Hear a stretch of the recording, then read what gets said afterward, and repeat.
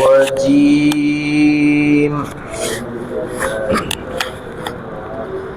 بسم الله الرحمن الرحيم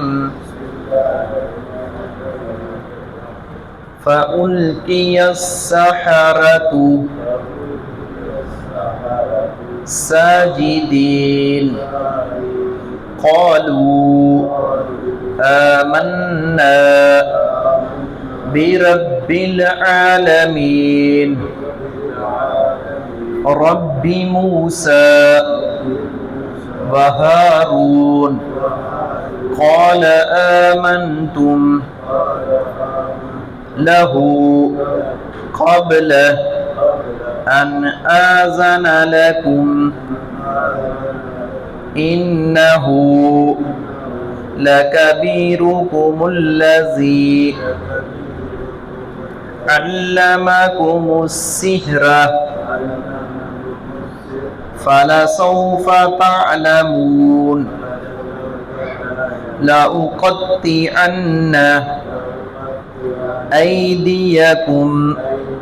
وأرجلكم من خلاف وَلَأُصَلِّبَنَّكُمْ أَجْمَعِينَ۔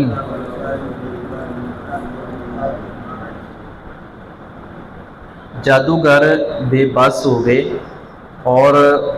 انہوں نے فرعون کو جواب دیا، اور فرعون جو ہے وہ بھی اندر ہی اندر بہت شرمندہ بھی ہوا اور اس بات پر حیران ہوا کہ انہوں نے ہتھیار ڈال دیے ہیں اور شکست تسلیم کر لی ہے۔ تو شکست تسلیم نہیں کرنی چاہیے تھی، پتہ تو اس کو تھا ہی کہ اصل مالک تو کوئی اور ہے جس کے اختیار میں سب کچھ ہے، لیکن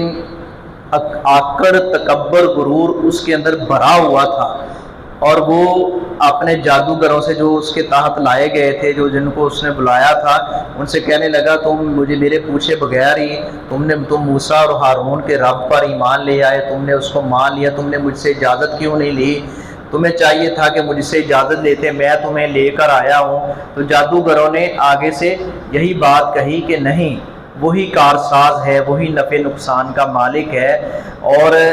ہم اسی لیے اس کے آگے گرے ہیں۔ وہ سارے کے سارے سجدے میں گر گئے۔ فَأُلْقِيَ چنانچہ گرا دیے گئے السَّحَرَةُ جادوگر ساجدین سجدہ کرتے ہوئے، وہ ایسے سجدے کی حالت میں وہ گر گئے،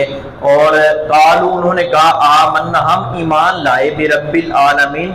رب العالمین کے ساتھ، ہم رب العالمین پر ایمان لے آئے۔ بیک زبان ان سب نے اس بات کا اقرار کیا۔ کون سا رب ہے؟ وہ رب موسیٰ، جو موسیٰ کلیم اللہ کا بھی رب ہے، وہ ہارون اور ان کے بھائی حضرت ہارون کا بھی رب ہے۔ قالا اس نے کہا، یعنی فرعون نے کہا آمن تم کیا تم ایمان لے آئے اس پر قبل ان آذن لکم اس سے پہلے کہ میں تمہیں اجازت دیتا، میری اجازت کے بغیر تم اس پر ایمان لے آئے؟ میں تمہیں لے کر آنے والا تھا، میں تو چاہتا تھا کہ ہم مل جل کر ان کو موسیٰ علیہ السلام اور ان کے اپنا حواریوں پر اور ان پر ایمان لانے والوں پر ان کو ہم دعویٰ بول دیں، ان کو ہم شکست دیں، اور میری اجازت کے بغیر ہی تم ان کو مان بیٹھے ہو اور ان کے حق میں بیٹھ گئے ہو۔ انہو بلا شبہ وہ لکبیرکم الذی البتہ تمہارا بڑا ہے جس نے علمکم سکھایا تمہیں السحر جادو، فلسوف تعلمون لہذا یقیناً ان قریب تم جان لو گے۔ اب وہ پھر دھمکیوں پہ، جو بندہ جھوٹا ہوتا ہے اور اس کے پاس تھوڑی بہت دنیاوی اعتبار سے قوت اور طاقت ہے، حالانکہ اللہ چاہے تو وہ بھی جب چاہے چھین لے، اس کی وہاں نکل جائے، تو اس قوت اور پاور کے بل بوتے دھمکیوں پر اتر آتا ہے۔ جس کے پاس دلائل نہ ہو، براہین نہ ہو، جس کے پاس ثبوت نہ ہو، تو وہ پھر ایسے اوچھے ہتھ کنڈوں پر اتر آتا ہے۔ یہ ظالم فرعون نے ایسا ہی کیا، اوچھے ہتھ کنڈوں پر اتر آیا۔ موسیٰ علیہ السلام کا جب کوئی جواب نہ دے سکا تو اس نے جادوگر کہنا شروع کر دیا، موسیٰ علیہ السلام کو دھمکیاں دینی شروع کر دی، اور ان کے اوپر احسان جتلانا شروع کر دیا کہ آپ نے میرے گھر میں پرورش پائی ہے اور میرے خلاف باتیں کر رہے ہو۔ تو یہ اپنا جو لوگ اس طرح کے ہوتے ہیں وہ ایسے ہی ہتھیار جو ہے وہ ڈال دیتے ہیں اور دھمکیوں کو، اب وہ اپنی قوم کو اور جادوگروں کو اور جو اس پر ایمان لانے والے تھے فرعون کے تھے، اب وہ جب انہوں نے موسیٰ علیہ السلام کی طرف رخ کیا اور اس بات کا اقرار کیا ہم موسیٰ علیہ السلام اور ہارون علیہ السلام کے رب پر، رب العالمین پر ایمان لائے، تو وہ کہنے لگا میں تمہیں پھانسی پہ لٹکا دوں گا، سولی پہ لٹکا دوں گا، تمہارے ہاتھ پاؤں کاٹ دوں گا۔ یہ دھمکیوں پر اتر آیا فرعون، فَلَا سَوْفَ تَعْلَمُونَ، لہٰذا یقیناً ان قریب تم جان لو گے، لَأُقَطِّعَنَّ، البتہ میں ضرور کاٹوں گا، أَيْدِيَكُمْ تمہارے ہاتھ، وَأَرْجُلَكُمْ اور تمہارے پاؤں، من خلاف مخالف سمت سے، مخالف سمت سے مراد مفسرین نے لکھا ہے یا یوں ہو سکتا ہے کہ بایاں ہاتھ کاٹ دے اور